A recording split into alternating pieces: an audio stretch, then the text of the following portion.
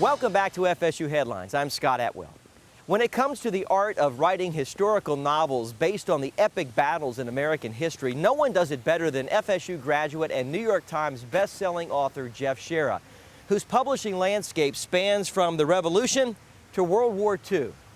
The son of a Pulitzer Prize-winning university professor, Shaara's writing career may have been preordained, but it was hardly pre-planned. So you graduate from FSU in 1974, prior to your father winning the Pulitzer Prize for The Killer Angels, a novel about the Civil War. You've got this criminology degree, and Jeff Shaara's career is supposed to be what? Well, the reason I got the criminology degree, I wanted to be a game warden. I mean, I grew up, in Tallahassee as a woods and water kid, and to me, that would be a very fulfilling job, is to, be a wildlife officer, be out in the woods. But I was already in the rare coin business. I had a retail store already, and actually put myself through school. And I found out what the state of Florida paid versus what I was making in the rare coin business, and it sort of made sense to stay in that business. Well, after your father died in 1988, you closed down that coin business and started to manage his estate. What happened next? I get a phone call from Ted Turner's people saying, Ted wants to make more movies. Wouldn't it be great to take your father's book, same characters, go before and after? And the whole idea was that it was going to be a film. It had nothing to do with being a book, but they needed a story to adapt to a screenplay. Well, I'd never written anything before, but I thought about it. I thought about it for a while and thought, maybe this is something I'd like to try to do.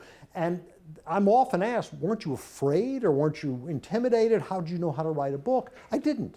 But the idea, if whatever I put together was lousy, it would go in the trash. Nobody would ever see it. So there was no fear, there were no expectations.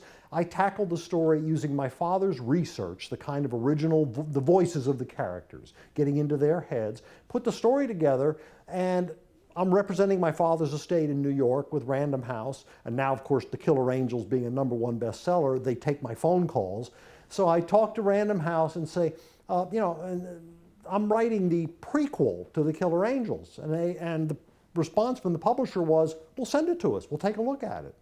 Okay, I send them the manuscript. The phone call I get, September of '95, I'll never forget, we don't care if it's a movie, we like the book. We think you're a writer. Here's a contract. It changed my whole life. I couldn't believe that response. Well, of course, the book comes out, Gods and Generals comes out in the spring of '96, debuts on the bestseller list. Now, I'm under no illusion that the great American author has arrived. I know full well that people were cutting me slack. They wanted more of The Killer Angels. They wanted more of my father's story. But nobody was more amazed than I was going around the country to 59 cities. It was a 59-city book signing tour. The publisher's idea was to stick me out there, not the father. This is the son. And so I'm going around dazzled from city to city, audiences, a couple hundred people in a bookstore, listening to what I have to say. Believe me, none of this was anticipated. What is it about war stories and the landscape of war that makes it so interesting for you to write about? What I enjoy writing about is the average Joe suddenly rising up in the ordinary man in an extraordinary circumstance, and how people respond to that. Some people you never hear of. The guy hides under a rock, and he doesn't make the history books. But that kid, and every war story has this, where there's the kid nobody ever has any expectations of. This kid suddenly, the captain's killed, the sergeant's killed, this kid rises up, takes command of the company, does something, Alvin York, Audie Murphy. They're all, through every war ever been fought, there are these people, some of them are anonymous. But to find that, what is it that makes that happen? How does that happen? Whether it's a general or whether it's a private, that really draws me in. Well, your writing has spanned all the way from the Revolutionary War to World War II, but you've circled back to the Civil War now for your next 3 books. Why? I had wanted to go from World War II, logically enough, forward to Korea. And I intend to do that down the road. But I got interrupted by what we're living through right now, starting in 2011 through 2015, the sesquicentennial of the Civil War, the 150th anniversary. It made perfect sense, and I've gotten a lot of letters from people and I can tell you, in Tennessee and Mississippi. You can't believe the volume of mail I've gotten from people saying, you know, we're kind of tired of hearing about Robert E. Lee in Virginia. I mean, there's a whole lot of war that was fought in other places that nobody ever talks about. And I started looking at that, and there are some fabulous stories. Shiloh, Vicksburg, Sherman, the character, again, talking about the characters, Sherman, Nathan Bedford Forrest, Braxton Bragg, Albert Sidney Johnston. I mean, a lot of these people nobody's ever heard of. And I mean, I'm excited about this. So I'm doing a new trilogy starting with Shiloh. Each book will come out around the 150th anniversary of the event. So it sort of plays into that. Well, we're in the room where the magic happens, where your writing takes place. So take us through the steps and the logistics of your writing style. I am a 10 in the morning to 4 in the afternoon guy. You know, a couple cups of coffee in the morning and so forth. My father, by contrast, was a midnight to 5 a.m. guy. I can't even imagine that. But no, I mean, it's a very disciplined thing. When I'm writing, as I am right now, it's 7 days a week. And I liken it to a faucet turning on. The faucet turns on, don't stop it. You know, let it flow. I type about, I'm a, you know, one of these guys. I mean, I'm a two-finger typist. And I type about 50 words a minute, and sometimes it's coming out faster than I can keep up with it, which is a marvelous experience. Anybody who writes has gone through this and knows what that feeling is like when I forget about what time of day it is, I forget about lunch, and every now and then I will have those days where I'm going and it's just nonstop, and 25 pages later, and I look up and it's dark outside, and I haven't even noticed.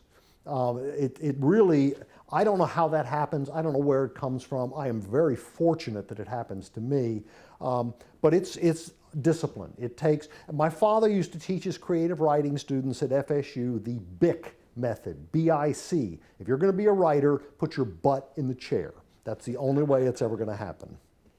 As you mentioned earlier, you have enjoyed a fame that your father never lived to see. I suspect that you often think about him and the role that he played in your life. When you think about him, what is it that you think about?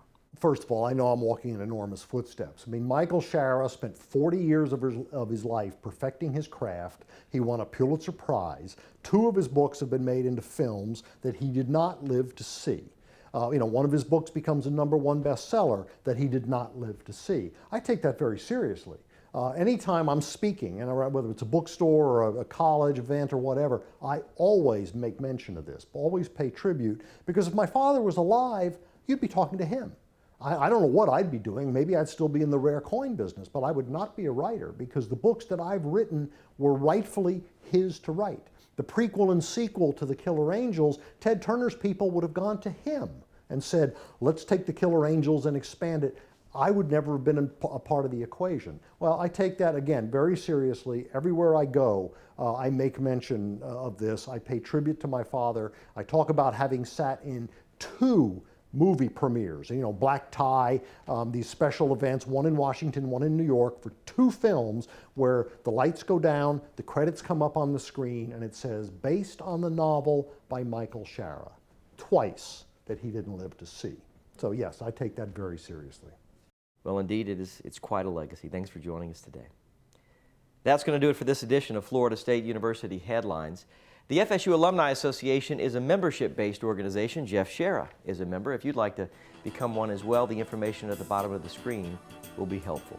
That's going to do it for this edition of FSU Headlines. On behalf of the 280,000 FSU alumni around the world, I'm Scott Atwell. Thanks for joining us. We'll see you next time.